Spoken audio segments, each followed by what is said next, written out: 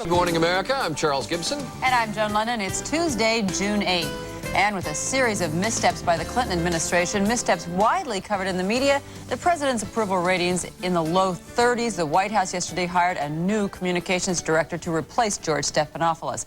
His first order of business, of course, is to explain how to turn around what some are calling the shakiest start of a new administration in modern times. And we are going to be meeting him in this half hour. Spencer's got all kinds of weather. Just everything going on here. You're right about that, Joan. Lots of rain, heavy thunderstorms, in fact, produced flooding rains, extensive flooding in Chicago yesterday as the windy city became the rainy city. 4 to 6 inches of rainfall during the morning hours. Will scenes like this repeat themselves today? Wow. Good chance. We'll have details in this half hour. Also, this morning, a look inside what they call the snake, which is a booming billion-dollar business in illegal immigration from China. It's been brought to light once again in the aftermath of that tragic grounding of a shipload of Chinese refugees in New York over the weekend. But we'll find out why current policy really encourages this stream of illegal immigrants from China. And later in the hour, a preview of tomorrow's royal wedding that'll be going on in Tokyo. But right now, Morton Dean has the news of the morning. Morton. Thanks, Charlie, and good morning, everyone. President Clinton was supposed to be traveling this week, going back on the road for another sales pitch to the American people on his economic plan. Instead, he's staying at the White House. And the sales pitch today is aimed at the Senate. The Senate Finance Committee takes up the economic plan later today. That has led to some high-pressure, last-minute strategy sessions. ABC's Ann Compton has details. Like a coach delivering the final game plan at halftime, President Clinton huddled with the key players in the Senate fight ahead, including the newly named quarterback, Treasury Secretary Benson, who used to be the chairman of the committee, which starts work today on the Clinton economic plan. The president is still insisting on $500 billion in deficit reduction, but he is willing to let his energy tax shrink if that's what it takes to win. I want an energy component that promotes energy conservation and clean fuels. That's what I want. I believe that's an important part of our future.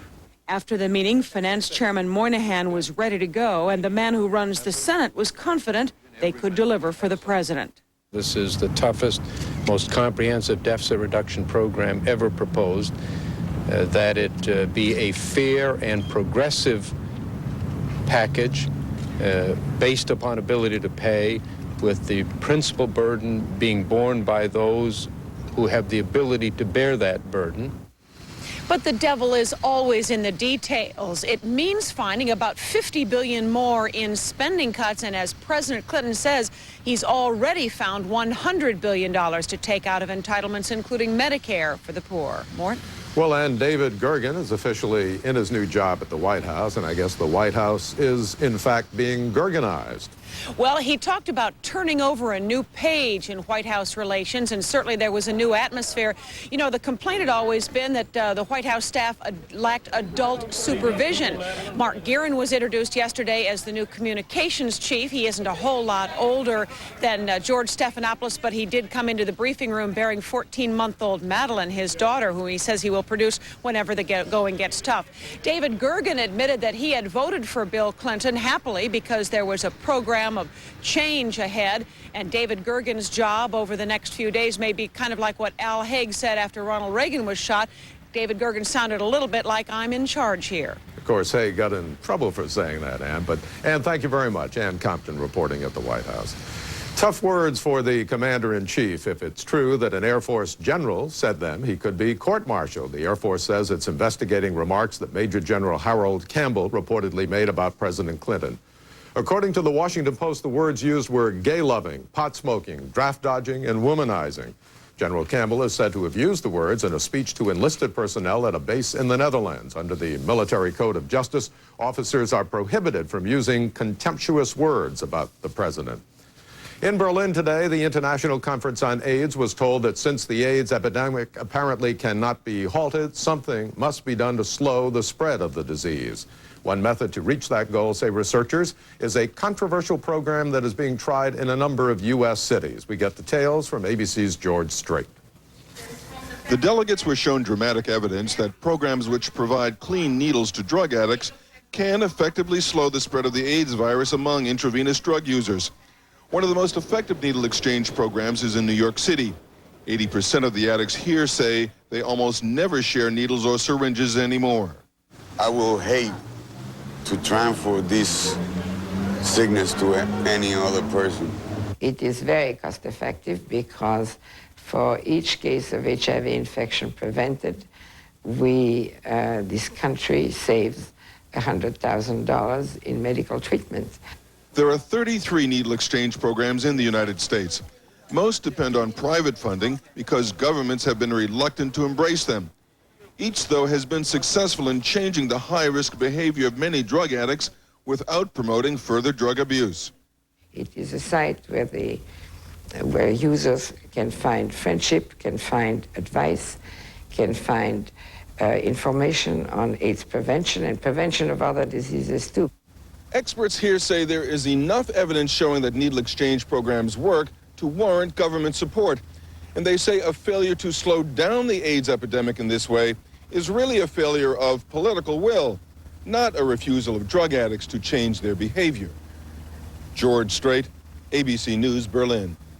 Tourists again appear to be the target of Egyptian terrorists. One Egyptian was killed and as many as 14 people, 5 of them British tourists, were wounded in a bomb attack today in Cairo. Most of the injured were in a tourist bus on the main road leading to the pyramids. Police say the bomb was dropped from an overpass as the bus and several cars drove by.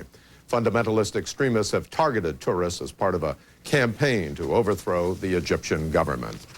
Drazen Petrovic was a star with the New Jersey Nets basketball team. He was one of the top shooters in the National Basketball Association. After the Nets were eliminated from the championship playoffs a few weeks ago, Petrovic went home to play for his native national team, Croatia. Yesterday, on a rain-slick highway in Germany, Petrovic was killed in a car crash. He was 28 years old. And finally, when Japan's crown prince and his fiancée tie the knot tomorrow, about 30,000 people will also be getting a gift. This morning, the Japanese government announced a special amnesty to 30,000 people who broke the law, mostly minor offenders, many of whom had been charged with traffic law violations. And I wonder if I'm on the list, Joan. Spencer, I wonder if it extends to those of us in this country. I'd like to send my New York City parking violations over there. While you're at it. Thanks, Mort. Right. All right, time for the weather with Spencer, who's got rain, and more rain. We've got some messy maps today, Joan. Yeah. You know, the weather was pretty violent in the plains and parts of the Mississippi Valley yesterday. In fact, we have a storm tally we want to show you right now. Thunderstorm tally from yesterday. These are unofficial numbers, but pretty close to official. Over 20 tornadoes reported in a 4-state area of South Dakota, Minnesota, Iowa, and Oklahoma. More than 60 reports of damaging wind and hail in the Midwest and the plains yesterday. And today's thunderstorm path is pretty much in the same area, reaching from, yes, there is a Pittsburgh, Texas, but with no H on the end, from Pittsburgh, Texas, up through the mid-Mississippi Valley into Iowa. The shakeup at the Clinton White House continues. Deputy Chief of Staff Mark Guerin has been appointed communications director, replacing George Stephanopoulos as the president's chief spokesman. Mark Guerin joins us this morning from the White House. And good morning, sir. How are you? Good morning, John. There's also David Gergen's appointment as counselor to the president, in addition to yours. How are things going to be changing now at the White House? Well, I think what really is going on here is what our Chief of Staff, Mac McClarty, has spoken of before, and that is a chance now that we've been here for a few months to do some fine-tuning of the organization to ensure that the president's agenda and the president's plan is advanced in the best possible way. Bringing on David Gergen is very, very helpful as someone who's been here before and served in these halls previously, and having George Stephanopoulos now very close to the president and assisting him in a very deep and meaningful way in the policy area is very, very helpful. Are there more changes to come? I think there could be other changes that Mac McClarty may make. I think you'd have to describe it as fine-tuning the organization, and that certainly within a week or so you might see some other modest changes. The president's approval rating is in the 30s, and some are saying that this is the shakiest start to a new administration ever. What's gone wrong? What's causing this? Well, I think what we have said previous certainly is if we had some decisions to revisit, we would probably make different decisions. We can do better, and we're going to do better. Some of the changes that Mac McClarty are making, I think, will assist that. The other important thing is to remind yourself what has happened here. And what has happened is that 2 historic pieces of legislation have been passed and signed by this Congress and signed by the President for family and medical leave and for motor voter legislation, making it easier for people to vote. we've started the fastest track on the budget process to make sure we get jobs and economic growth and deficit reduction. We've introduced legislation on campaign finance reform and on national service. And of course, we've really started down the road on health care, which this country's been trying to do since 1936 without success. In our view, we're off to a start of some accomplishment of note. We can do better, as I said, and I think as you see the next weeks and months unfold, we will be doing better. And there's been some compromise. The president and Senate leaders agreed yesterday to trim his proposed energy tax and add some additional spending cuts to his deficit reduction plan. What are those where will those spending cuts come from, do you think? Well, what the president said yesterday when he met with Majority Leader Mitchell and Senator Moynihan is they really agreed upon a strategy to, as the plan now advances in the Senate.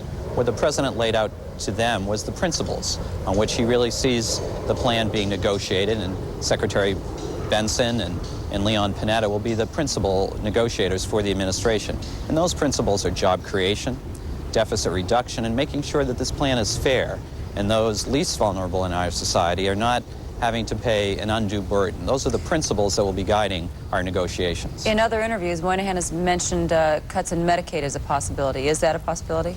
Well, I think it's premature at this point. And certainly Secretary Benson and Mr. Panetta are our principals on this. But as it unfolds, what happened yesterday that's very important are the guiding principles that our administration will be following as outlined by the president. So they'll still have to look at the Medicare. Yesterday you suggested Mr. Clinton would announce a Supreme Court nominee, I believe, by this week's end. Bruce Babbitt has reportedly been up at the top of that list. Well, he's a very accomplished man and a very distinguished member of the president's cabinet. But there's no decision that's been made yet by the president. You have to remind yourself, Joan, that this is the first nominee to the Supreme Court by a Democratic president in a generation. President Clinton certainly understands this and is taking the time and care to ensure that his nominee is reflective of the kind of excellence that he talked about during the campaign in putting someone on the court. I think by week's end or so you'll have an announcement of this nominee in order to allow the confirmation process to occur for the new justices to sit on the in for the October term. But this is a historic appointment, and Secretary Babbitt is among others that potentially the president may be reviewing and deciding upon this week. All right, Mark Gear, nice to talk to you as the new White House Communications Director. We look forward to seeing more of you in the coming months, and maybe even your daughter as well. Thank you very much. I enjoyed seeing her this morning. Thank you. Thank you. It's now 14 minutes after. Inside the billion-dollar trade in illegal Chinese immigrants when Good Morning America continues. It is 16 minutes now after the hour. The United States is experiencing a dramatic increase in a crime that officials say is actually more lucrative than heroin smuggling and far less risky. It's called people smuggling. The latest example of this, you know, it's a $3 billion industry, and the example is that ship carrying nearly 300 illegal immigrants from China that ran aground in New York on Sunday. Who profits from this trade in human flesh, and what can be done to stop it? Joining us is Stanley Mark, an attorney and program director of the Asian American Legal Defense and Education Fund. Also joining us is Gwen Kincaid, author of the book Chinatown, A Portrait of a Closed Society. And I thank both of you for being here. This is really a slave trade, isn't it? Yes, it is. It's a trade in human labor, which is turning on greed. But instead, in this case, of people buying the slaves when they arrive in the United States, it is, in effect, the slaves paying their own way?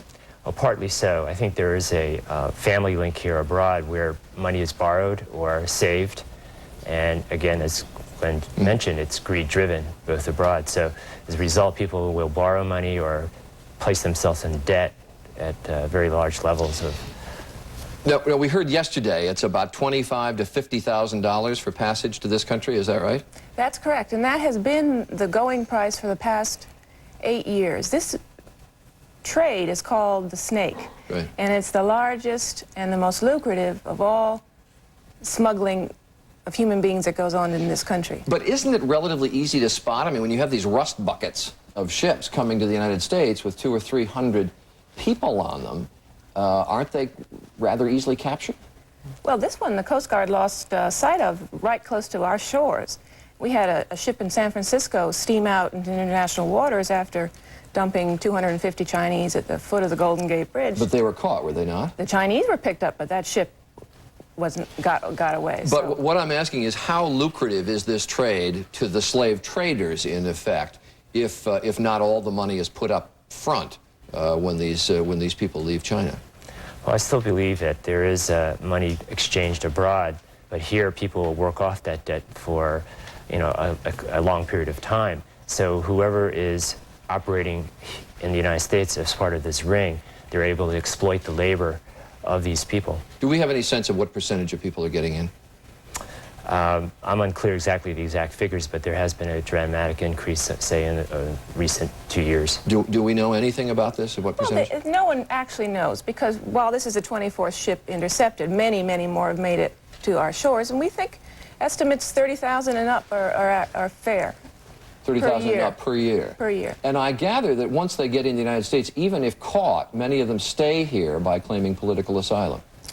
Well, not that many actually want to have political asylum. Most melt into the woodwork in Chinatown and find jobs, stay here 3 to 5 years working off that debt, that $30,000 debt, which they may have only paid $2,000 in China towards. And many of them return to China. There is a misunderstanding that all these 30,000 per year, if that is an accurate figure, want to claim asylum. That's not accurate. Most stay underground and return to China. What kind of jobs are they, in order to pay off their debt, what kind of jobs are they taking in this country? Jobs are lined up for them prior to stepping a foot on that boat or that plane that takes them here. And this is a well-oiled international organized crime network. They work here as kitchen help. They work as takeout delivery men for restaurants in Chinatown. They work as garment workers. So when you say the jobs are set up, they're set up by, in effect, these slave traders who bring them in and make them work off their debt in these, what kind of wages are they making in these kitchens of restaurants or as delivery boys? At least, I would say, definitely below minimum wage, but many instances $2 an hour, and they work 50, 60 hours a week. There's really human exploitation here. And they're living, I gather, in rather wretched conditions. Squalid conditions. Now, but aren't they relatively easy to find? I mean, I see the delivery boys riding around New York on bicycles and stepping outside the kitchens. You can't assume that everybody you see who is working in the community may be undocumented aliens. I think it's not that simple, and I think people in the community recognize that there is a sector of the community which is undocumented. But if you go through the streets of the community in Chinatown or other parts of the city, I don't think it's easily identifiable. A person who is undocumented alien is easily identifiable. Does INS go after these people aggressively, or are they pretty much left alone? I think the INS is looking to enforce the borders and has put priority in enforcing the borders. And there's some talk about militarization of the borders, but in recent times I think there is an attempt to increase ports of entry like San Francisco and New York enforcement facilities. What happens if they don't work to pay off their debt? What if they try to welch on the debt? Well, that's really bad luck. That's bad news, because these smugglers want that money, and they will kidnap them, and they will beat them and hold them prisoner, as we've had a case recently in New Jersey, out in Jersey City, until relatives cough up the balance of the passage. And those cases are quite pitiable. But most people don't have that bad luck. Most people manage to come here, disappear in Chinatown's underground, and return to Fujian province, where the majority of these new immigrants are coming from, with means for their family that they never would have had. Any way to combat this? Anything that can be done to stop this? Well, I'd like to say there's an additional factor there. There are family members abroad, and maybe some here that are also part of the bondage, and that if those debts aren't paid, there's extortion or also a price to be paid by other family members. And I think that's necessary to keep that in mind. How about stopping it? Well, I think you need full labor law enforcement in the United States, that is requiring all employers to pay individuals, regardless of their status, at least the minimum wage, or at least the same wages, and provide them the same wages and working conditions. All right. Stanley Mark, thank you. Glenn Kincaid, thank you very much. Appreciate it. 23 minutes after the hour, we'll be back. Hey everybody, welcome back to CBS This Morning on this Tuesday morning. I'm Paula Zahn. And I'm Harry Smith. Good morning, everyone. There is another warning out this morning about killer bees. After causing major damage in Texas, they are headed to California even sooner than we thought. And from the AIDS conference in Berlin, Dr. Bob Arnott has important news about the disease and what people still do not know about AIDS. Time now for the latest news headlines this morning. NBA star Drazen Petrovic has been killed in a car crash on the German Autobahn. The 28-year-old Petrovic was the top scorer for the New Jersey Nets last year. Chicago is attempting to dry out after the heaviest rain to hit that city in 30 years. The storm dumped up to 4 inches of rain in a couple of hours, snarling traffic and canceling about 300 flights at O'Hare Airport. President Clinton has agreed to scale back his proposed energy tax and cut more spending from his economic plan. The deal should ease conservative opposition in the Senate. 28 minutes before the hour, Mark is off this morning, so Maria Gennaro, WCIX-TV, has the weather from Miami this morning. Traded partners out there. We sure do. We'll talk about this guy in just a moment. First of all, this weather segment is brought to you by AT&T. AT&T, the right choice. We were just showing you a video about Chicago. They're still seeing rain again today, and we'll show you that in a second. First of all, we want to introduce you to Bernard the gator. And there are a lot of gators here in Florida, about 1.5 million of them throughout the state of Florida. We untaped his mouth, so we're holding his head tightly, but when Bernard's all full grown, he'll be about 10 to 12 feet and about 500 pounds. Take a look at the weather today, and yeah, they're having a tough time of it up throughout the Great Lakes. Showers and thunderstorms, not quite as strong as yesterday, but still some good downpours associated with them. They will slowly be moving off towards the east. Now, down throughout the southeast, sweltering heat, extremely warm, heading up into about the mid-90s with lots of humidity, and down throughout the northwest, gusty winds, but beginning to clear out. Back to you, Harry. Maria, thanks so much. All kidding aside, the so-called killer bees are a serious problem. Besides their much publicized aggressiveness, they're an agricultural threat.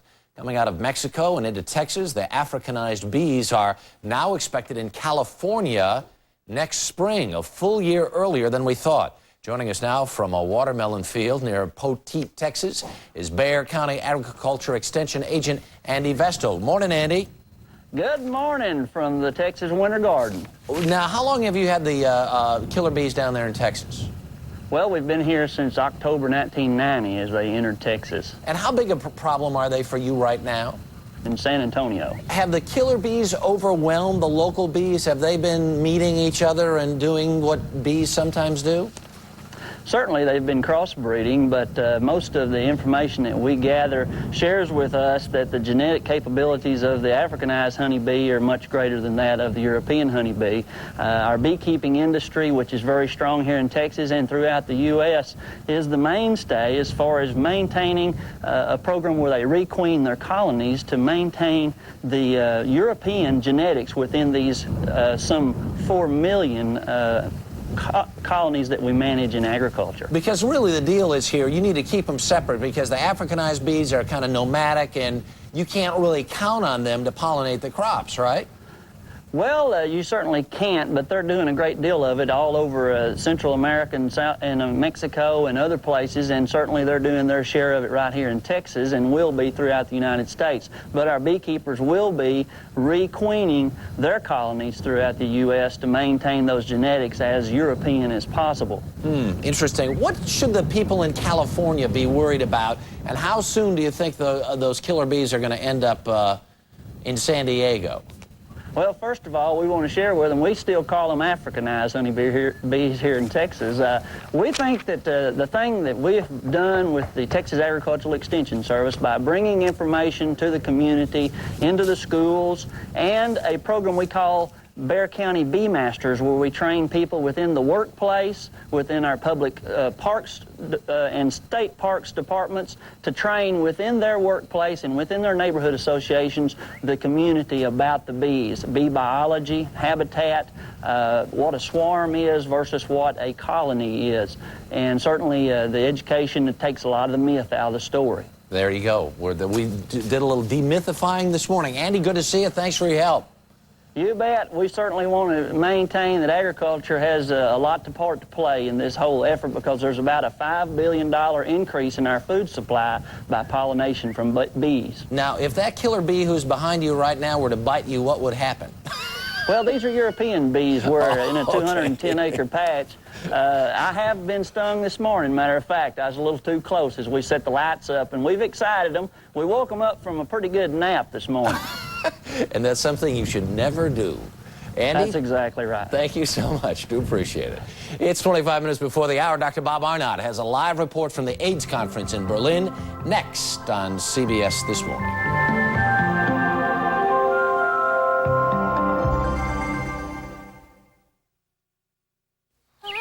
It's the back backyard, the front porch, Amanda, Lulu, Aunt Gloria, Big D, and the kids' table. Now it's the area code most of your calls go back to. Call AT&T now and you could pay less for them. Spend $40 a month and we'll take 25% off your favorite area code, plus 15% off your other calls. Guaranteed, with no fee. But you have to call 1-800-426-iPlan. Real savings made simple. Just another part of the iPlan. Take Kraft Ranch Dressing. Throw in the taste of sour cream and minced onion, and you've got new sour cream and onion ranch dressing from Kraft, with a cool and creamy taste that's truly magical. Why aren't you flexing your teeth? Flexing? With Aquafresh Flex, the only toothbrush designed with a flexible neck. Flex helps you brush away plaque, yet it's still gentle to your gums. Look, it doesn't even damage this tomato. So stop brushing and start flexing. When you build appliances for as many generations as Frigidaire, you learn what families really need.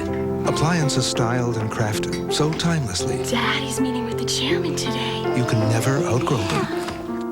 The new Frigidaire, a complete line of quality crafted appliances. And you can be a chairman? Yeah. Built to age beautifully. And I was your first breakfast meeting. Frigidaire, built for generations. This is a MasterCard, okay? Sure, no card is more accepted on the planet, but it doesn't make you special. Well, actually, maybe it does. I mean, right now, the Master Values program can save you up to 25% on all kinds of stuff, and even cash can't do that. You just get the Master Values coupon thingy from your statement, go to one of the stores on the list and say, hey, I got a MasterCard, how about a deal? And they'll say, for you, no problem. So I guess MasterCard really does mean you're special. Just don't let it go to your head. MasterCard, it's more than a credit card, it's smart money. This morning's health report is sponsored by YoPlay. Do it for you.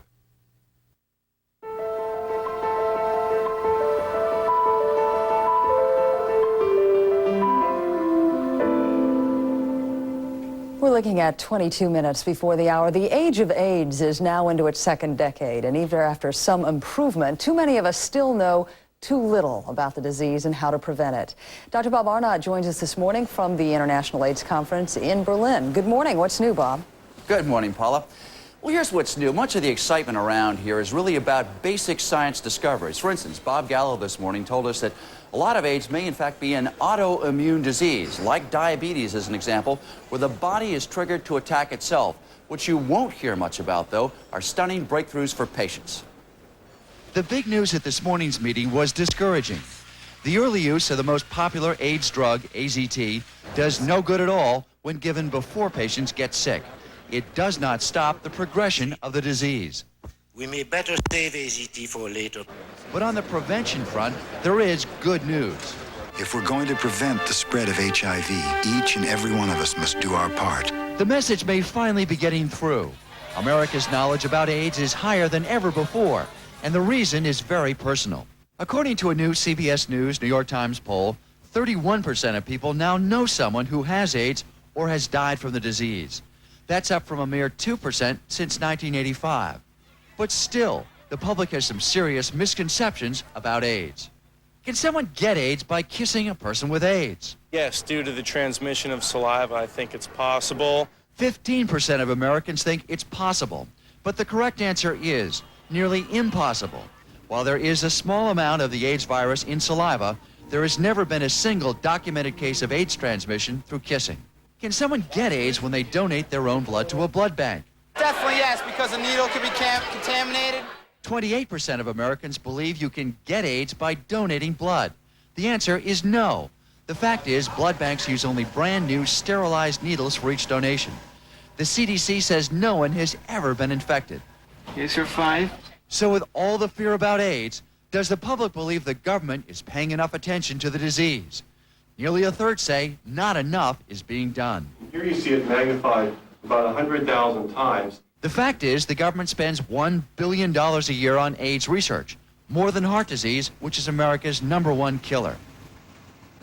But that money is yielding results. While news is discouraging on the single drug front, researchers announced a breakthrough last night.